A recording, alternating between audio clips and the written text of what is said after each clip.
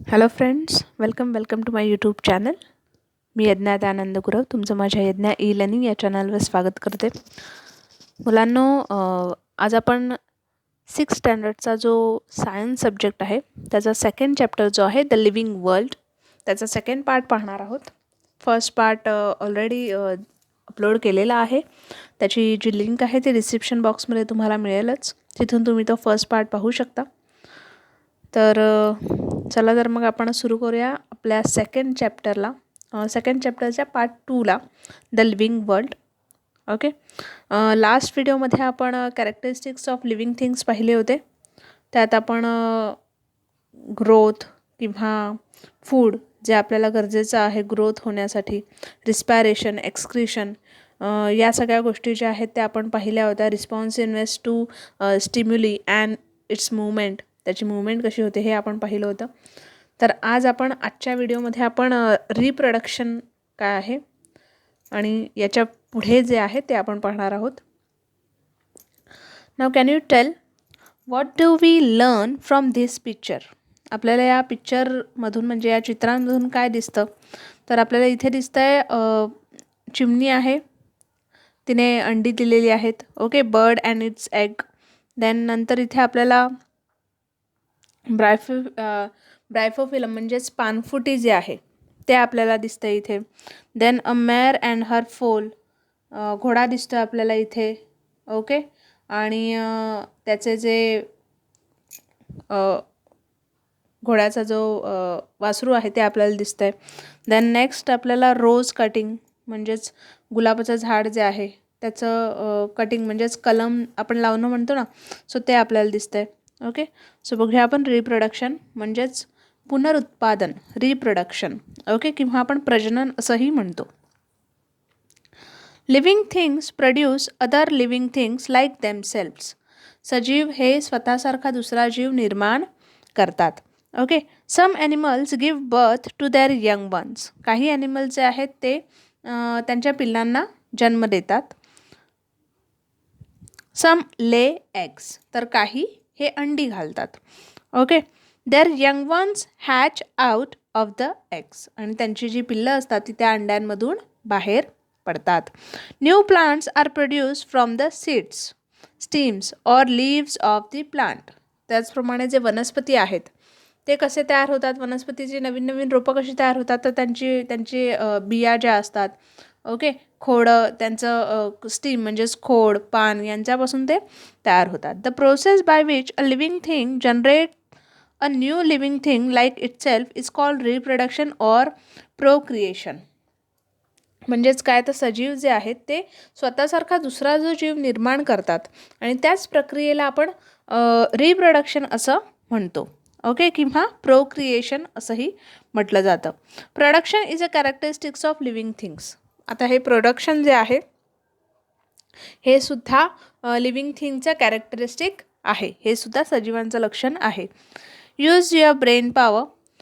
Why have so many types of plants and animals been able to survive on the earth even today?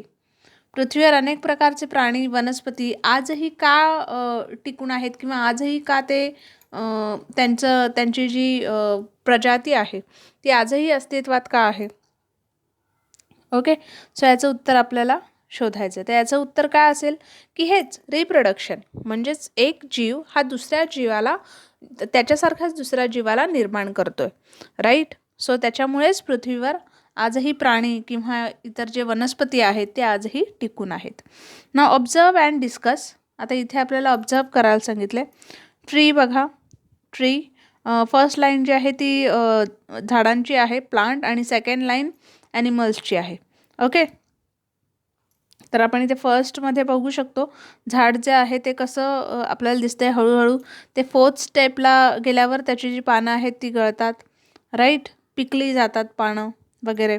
Okay, then खाली इथे आपल्याला animals दाखवलेत, गोट दाखवले. So गोटचं काय होतं, तर गोट हळूहळू मग 3rd स्टेपला तिचे जे पिल्लू आहे त्याला ती जन्म देते. त्याच्यानंतर ते पिल्लू इथे राहतं, मग ते दुसऱ्या पिल्लाला 5th स्टेजमध्ये जन्म देतं. ओके, सो अशा प्रकारे ही क्रिया जी आहे ती सतत चालू राहते. रिप्रोडक्शन जे आहे ते कंटिन्युअसली चालू राहतं. ओके, आता हा जो इमेज होती ही आहे लाईफ स्पॅनची इमेज. म्हणजेच काय तर त्या प्लांटची किंवा त्या ॲनिमल्सची जे काही लाईफ आहे, ओके, किती ठराविक काळ ते जगू शकतं. ओके, सो ते आपल्याला त्यांनी इथे दाखवलं आहे. अ डेफिनेट लाईफ स्पॅन म्हणजेच काय तर ठराविक काळ प्राणी किंवा वनस्पती जे आहे ते जगू शकतात. सो त्यांचं प्रत्येक प्राण्याची वेगवेगळी एक सर्टन पिरियड आहे. At a certain stage of life living things become capable of reproduction. एखाद्या ठराविक काळाच्या वेळेला ते काय करतात, दुसऱ्या जीवाला जन्म देतात. दुसऱ्या सजीवाला ते जन्म देतात. Later on in life reproduction stage their organs become weak and still later their life comes to an end. आणि ठराविक काळानंतर काय होतं, त्यांचं जे ऑर्गन्स आहेत, ओके, त्यांचे जे अवयव आहेत ते हळूहळू वीक होतात आणि काही त्यांचा आयुष्याचा जो काल आहे तो संपल्यानंतर दे एंड म्हणजेच त्यांचं जीवन जे आहे ते संपतं. In other word living thing die. आणि आपण हेही म्हणू शकतो की जे सजीव आहेत ते डाय होतात म्हणजेच त्यांचा मृत्यू होतो. The lifespans of different animals and plants are different. जे ॲनिमल्स आहेत वेगवेगळे, जे प्लांट्स आहेत त्यांचं जे लाईफस्पॅन आहे, त्यांचं जे आयुष्याचा जो काल आहे त्यांच्या, तो प्रत्येक ह्याचा वेगवेगळा आहे. For example the lifespan of the dog is about 12 to 18 years. Example काय तर कुत्रा जो आहे, डॉग जे आहे त्याचं जे जीवन आहे ते किती वर्ष असतं तर 12 ते 18 वर्ष. Okay, while the ostrich lives for 50 years. तर शहामृग जे आहे ते 50 वर्ष जगतं. Okay, you may have wondered what exactly the living things are, how they came into being and so on. सजीव नेमके कसे आहेत किंवा ते तयार कसे झालेत, कशापासून तयार झाले, असे अनेक प्रश्न तुम्हाला पडले असतील, बरोबर. सो आपण बघूया आपल्याला नंतर काय सांगितलं आहे. Do you know the lifespan of the giant turtle found on the Galapagos island in South America is about 170 years. जे टर्टल, जे कासव सापडलं होतं, ओके, दक्षिण अमेरिकेत, त्याचं लाईफ जे आहे, त्याचं जे आयुष्य आहे ते किती होतं, सुमारे 170 वर्ष. On the other hand the lifespan of the mayfly ranges from 1 hour to 24 hours. आणि एकीकडे जर इथे पाहिलं दुसऱ्या इमेजमध्ये आपल्याला मेफ्लाय हे कीटक जे आहे ते दिसतंय, त्याचं आयुष्य किती असतं तर 1 तास ते 24 तासापर्यंत.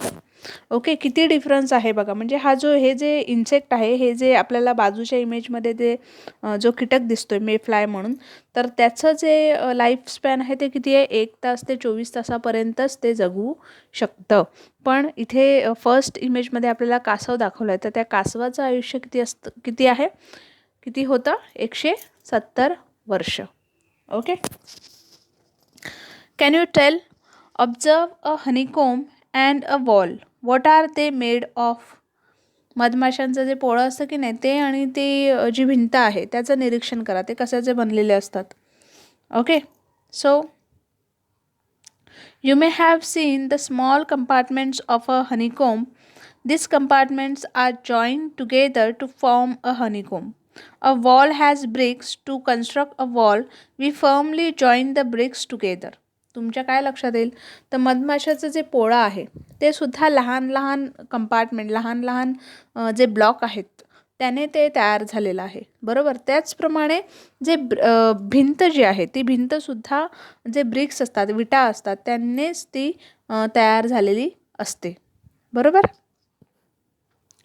अ सेल्युलर स्ट्रक्चर, ओके, म्हणजेच जे प्राण्यांच्या आतमध्ये ज्या पेशी असतात त्या पेशींच्या नुसारच त्यांची रचना जी आहे, शरीराची रचना जी आहे ती होत असते. सो आपण बघूया. Living things are made of small units called cell. सजीव जे आहे ते लहान लहान घटकांनी बनलेले असतात, त्यांनाच आपण काय म्हणतो, सेल असं म्हणतो, म्हणजेच पेशी. Okay, all the actions and processes in the bodies of living things are brought about with the help of this microscopic cells. जे ज्या काही शरीरात आपल्या क्रिया होतात, ओके, ह्या क्रियासुद्धा या सूक्ष्म सूक्ष्म लहान लहान ज्या पेशी असतात यांच्याच मदतीने पार पडतात. Some living things are made of a single cell. This are called unicellular organisms. काही जे सजीव आहेत ते एकाच पेशीपासून बनलेले असतात आणि म्हणून त्यांना युनिसेल्युलर ऑर्गॅनिझम्स म्हणजेच काय, तर एकपेशीय सजीव असं आपण मराठीत म्हणतो त्याला. युनिसेल्युलर, युनि म्हणजेच एक आणि सेल्युलर म्हणजेच पेशी आणि ऑर्गॅनिझम्स म्हणजेच सजीव. Okay. On the other hand, the living things that are made of many cells are called multicellular organisms. तर जे सजीव अनेक पेशींनी बनलेले असतात त्यांना आपण मल्टीसेल्युलर ऑर्गॅनिझम्स असं म्हणतो. ओके, म्हणजेच बहुपेशीय सजीव. The amoeba and some other micro organisms are unicellular, while man, cow, mouse, cockroach, elephant, banyan tree, the onion plant, etc. are all multicellular organisms. Amoeba जो आहे, आधी इथे इमेजमध्ये आपल्याला अमिबा दिसत असेल, तो कसा आहे, तो युनिसेल्युलर आहे, तो एकपेशीय ऑर्गॅनिझम्स आहे. ओके. त्याचप्रमाणे man, cow, mouse, cockroach, elephant, banyan tree, onion plant हे कसे आहेत, मल्टीसेल्युलर आहेत.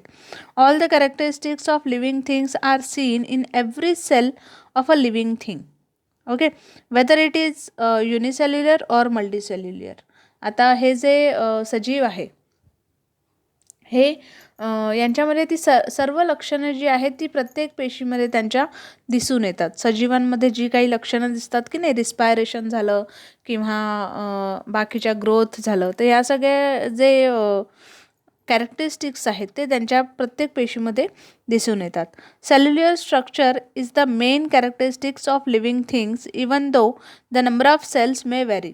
जी पेशींची संख्या जी वेगवेगळी असली ना तरी ही जी पेशींमुळे जी शरीराला त्याची रचना मिळते, जी रचना आहे त्याची, ही सजीवांचं काय आहे, मेन कॅरेक्टरिस्टिक आहे.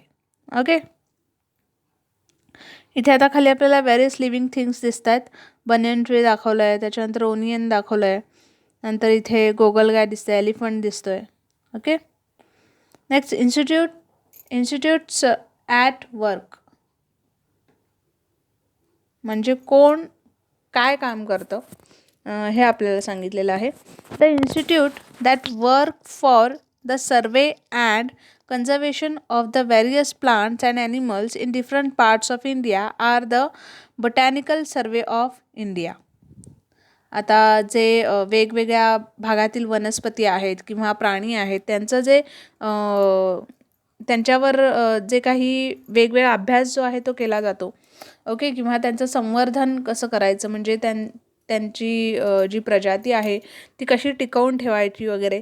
सो हे या सगळ्या गोष्टी ज्या आहेत ते कोण करतात, तर बोटॅनिकल सर्वे ऑफ इंडिया याच्या अंतर्गत या सगळ्या गोष्टी केल्या जातात.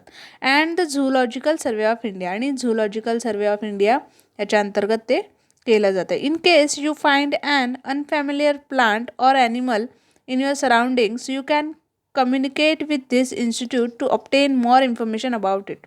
जर तुम्हाला एखादी वनस्पती किंवा एखादा प्राणी हा तुमच्या ओळखीतला दिसला नाही, ओके, तर तुम्ही काय करू शकता, तर ह्या ज्या संस्था आहेत 2, त्या संस्थांना आपण संपर्क करून त्यांची अधिक माहिती जी आहे ती आपल्याला मिळवता येते. Now can you tell in what way are plants and animals useful to us. आपल्याला प्लांट आणि ॲनिमल्स हे कशा प्रकारे उपयोगी ठरतात. The useful living things. Okay, आता आपल्याला इथे सांगितलं आहे जे लिव्हिंग थिंग आहेत, जे सजीव आहेत, ते आपल्यासाठी कोणकोणते सजीव आपल्याला उपयोगी पडू शकतात. इथे आपण इमेजमध्ये बघू शकतो, डॉग आहे, ओके, वसाका आणि इथे पॅटाटो आपल्याला दाखवला आहे. बघूया आपण काय सांगितलं आहे. Plants are used for household as well as industrial purpose. For example fenugreek म्हणजेच मेथी, पटॅटो, ओकरा म्हणजेच भेंडी, apple, banana are used as food, while vasaka म्हणजेच अडुळसा जे आहे, हिरडा, बेहडा, asparagus are used as medicine. प्लांटमध्ये काय आहे तर वेगवेगळे म्हणजे घरगुती उपयोगासाठी सुद्धा आहेत, तर औद्योगिक जे वापर इंडस्ट्रीयल जे पर्पजसाठी त्याचा यूज होतो या याचासुद्धा तिथे वापर केला जातो. ओके, एक्झाम्पल काय त्यांनी सांगितलं, फेनुग्रीक म्हणजेच मेथी आहे, इथे बटाटा आहे, नंतर ओकरा म्हणजेच भेंडी, देन ॲपल, बनाना, हे सगळे फूड आपण खातो. त्याचप्रमाणे वसाका म्हणजेच अडूळसा आपण म्हणतो, देन हिरडा, बेहडा, एस्पॅरागस. ओके, सो एस्पॅरागस म्हणजे शतावरी. ओके, सो या सगळ्याचा वापर आपण औषध म्हणून करू शकतो, मेडिसिन म्हणून आपण याचा वापर करतो. Animals are also useful to us. प्राणीसुद्धा आपल्याला तसेच उपयोगी पडतात. Dogs, cat, cows, buffaloes are kept for domestic uses. हे पाळीव प्राणी आहेत, बरोबर. डॉग, कॅट, काव, नंतर बफेलो आहे.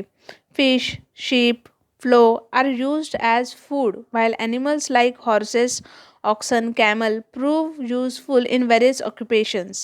The earthworm is very useful in agriculture. Fish आहे. ओके, त्याच्यानंतर काय त्यांनी सांगितलं आहे, शीप आहे, फ्लो आहे, हे काय आहेत तर हे फूड म्हणून आपण यांचा वापर करतो, बरोबर. त्याचप्रमाणे हॉर्सेस, घोडा, ऑक्सन, कॅमल, हे प्राणी आपण यांचा आपण एखादी वस्तू इथून तिथे नेण्यासाठी वगैरे उपयोग करतो. आणि त्याचप्रमाणे अर्थवर्म जे आहे म्हणजेच गांडूळ जे आहे, हे सुद्धा आपल्याला ॲग्रिकल्चरसाठी खूप उपयोगी ठरतं. Then harmful living thing. आता हार्मफुल लिव्हिंग थिंग कोणते आहेत, म्हणजे जे आपल्या उपयोगाचे नाही आहेत, जे आपल्याला अपायकारक आहेत, आपल्याला त्याने हार्मफुल असतात आपल्यासाठी. ओके, सो असे कोणते आहेत, some animals and plants around us are harmful to men. काही ॲनिमल आणि काही वनस्पती ज्या आहेत त्यासुद्धा आपल्यासाठी धोकादायक आहेत. For example, mosquitoes and flies spread diseases. Mosquito, डास, माशी यांच्यामुळे काय होतं तर रोग प्रसार होतो, बरोबर. Cockroaches, mice, rats destroy our food. Cockroach, mice, rat हे काय करतात, आपलं जे अन्न आहे ते त्याची नासधूस करतात. Lice, ticks also spread disease, बरोबर. उहा किंवा टिक्स म्हणजेच गोचीड आपण म्हणतो ना, तर हे सगळे काय होतं, हे सुद्धा रोग पसरवतात. The bites of some poisonous lizards, spiders, snakes and scorpions can even cause death.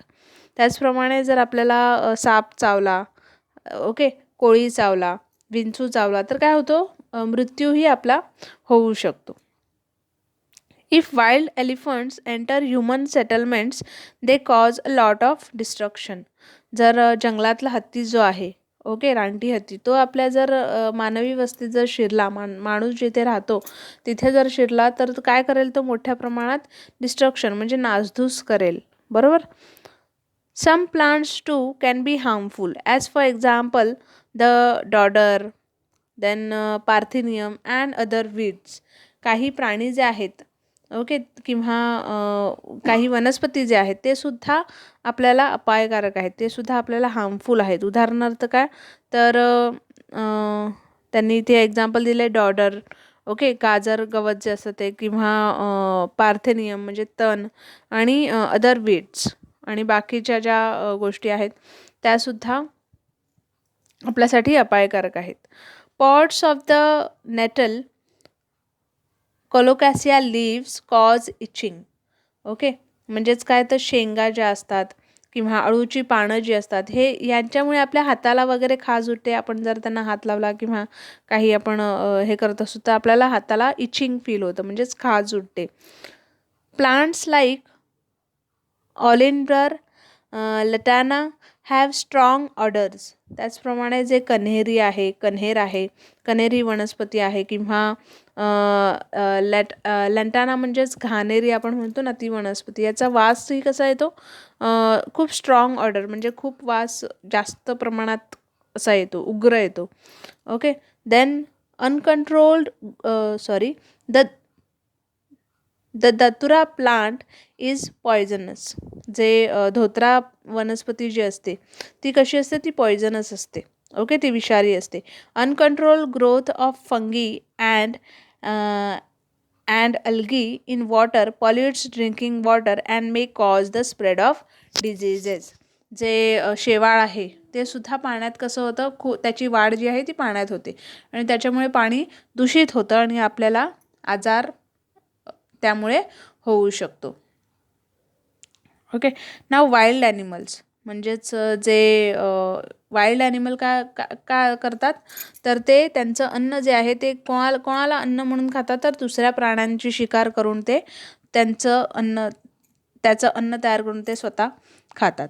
Wild animals that hunt other animals for food are called predator. For example, tiger, lions, wolf, leopard. Sometimes, due to deforestation, such animals enter human settlements in search of food and may kill domestic animals or people. Wild animals म्हणजे कोण? ते प्राणी जे जंगलात राहतात. Okay. आणि हे प्राणी दुसऱ्या प्राण्याची शिकार करून ते खातात. ओके. यांनाच आपण वाईल्ड ॲनिमल असं म्हणतो, प्रिडेटर्स असं म्हणतो. एक्झाम्पल काय दिलं आहे त्यांनी? टायगर, लायन, ओके, वाघ, सिंह, नंतर वॉल्व म्हणजे लांडगे जे आहेत, लेपार्ड, बिबट्या. समटाईम्स ड्यू टू डिफॉरेस्ट्रेशन, बहुतेक वेळेला जे जंगलतोड ज्यामुळे होते त्याच्यामुळे त्यांना अन्न मिळवण्यासाठी माणसं जिथे राहतात त्या भागात त्यांना शिरावं लागतं. Okay. And may kill domestic animal or people, आणि ते मग तिथल्या पाळीव जे प्राणी आहेत किंवा जी माणसं आहेत त्यांना ते हानी पोचवतात, त्यांचा बळी घेतात. Find out. Watch TV channels such as National Geography, Discovery, and collect information regarding various plants and animals found in our surroundings. Have a class discussion with reference to the collect information. आता काय सांगितलं त्यांनी की national geography, discovery असे channel बघा टी व्हीवर. त्या चॅनलवर जे कार्यक्रम लागतात related to plants, related to animals, ते पहा आणि वेगवेगळ्या ज्या वनस्पती आहेत, वेगवेगळे जे प्राणी आहेत त्यांच्याविषयी तुम्हाला माहिती जी मिळते ती गोळा करा आणि ती वर्गात डिस्कस करा. Now always remember, many plants and animals in nature satisfy our needs. भरपूर जे वेगवेगळे प्राणी आहेत, वेगवेगळ्या वनस्पती आहेत आपल्या अवतीभोवती, त्या आपल्या गरजा भागवतात. The use of such plants and animals should be restricted only to our needs. We should not pluck leaves, flowers, and fruit unnecessarily. Animals should not be hunted. They should not be teased just for fun. It is the responsibility and duty of all of us to protect plants and animals. म्हणजेच आवश्यकता असेल तरच त्यांचा उपयोग जो आहे तो आपल्याला केला पाहिजे. विनाकारण आपण वनस्पतीची जी पानं तोडणं, फुलं तोडणं, फळं तोडणं वगैरे किंवा प्राण्यांची शिकार करणं, या सगळ्या गोष्टी आपण विनाकारण करू नये. आणि वनस्पती आणि प्राण्यांचं जे संरक्षण आहे हे त्यांचं संरक्षण करणं हे आपलं कर्तव्य आहे, आपली जबाबदारी आहे. Then what we have learn from this chapter: growth, respiration, excretion, reproduction, responsiveness to stimuli, movement, a definite lifespan, and a cellular structure are the characteristics of living thing. Living thing म्हणजे सजीवांची लक्षणं कोणकोणती आपल्याला दिसून आली? Growth म्हणजेच वाढ होणे, then respiration म्हणजे जे श्वसन क्रिया त्यांची होते, देन एक्सक्रिशन उत्सर्जन जे त्यांचं होतं, रिप्रोडक्शन जे आहे पुनरुत्पादन जे आहे, देन रिस्पॉन्सिव्हनेस टू स्टिम्युली म्हणजेच एखाद्या गोष्टीला त्यांचा रिस्पॉन्स मिळणं, त्यांची हालचाल होणं त्या दृष्टीने, देन डेफिनेट लाईफस्पॅन त्यांचं जे ठराविक आयुष्याचा जो काळ आहे तो, अ सेल्युलर स्ट्रक्चर आणि त्यांची पेशींप्रमाणे जी रचना होते ती, हे सगळे काय आहेत तर सजीवांची लक्षणे आहेत, characteristics of living things. Animals grow for certain period of their life. Plants however grow as long as they live. प्राणी जे आहे ते ठराविक कालावधीपर्यंतच त्यांची वाढ जी आहे ती होत असते, पण वनस्पती जी आहे त्यांची वाढ त्या जिवंत असेपर्यंत होत असते. Okay. Animals have specific organs for respiration while plants respire through microscopic pores on their leaves and steam. Animal जे आहे त्यांना ठराविक असा अवयव असतो श्वास घेण्यास, श्वसनक्रिया होण्यासाठी. तर जे प्लांट्स आहेत त्यांची जी पानं आहेत त्या पानांमध्ये स्मॉल असे पोर्स असतात, म्हणजे छोटे छोटे छिद्र असतात आणि या छिद्रांच्या मार्फतच ते श्वसनक्रिया त्यांची होत असते. The process of eliminating waste product from the body is called excretion. शरीरातले जे काही उपयोगी नसलेले पदार्थ आहेत ते बाहेर टाकण्याची जी प्रक्रिया आहे त्यालाच आपण एक्सक्रीशन असं म्हणतो, म्हणजेच उत्सर्जन असं म्हणतो. All living things have the ability to reproduce. प्रत्येक जो सजीव आहे त्याला स्वतःसारखा दुसरा जीव निर्माण करण्याची क्षमता जी आहे ती त्यामध्ये दिसून येते. Living things move because of their ability to respond to stimuli. Living things हे मूव्ह का करतात, सजीवांची हालचाल का होते, कारण ते त्या गोष्टीला प्रतिसाद करत असतात. Okay. Plants show spontaneous movement but they cannot have their place and go elsewhere as animals do.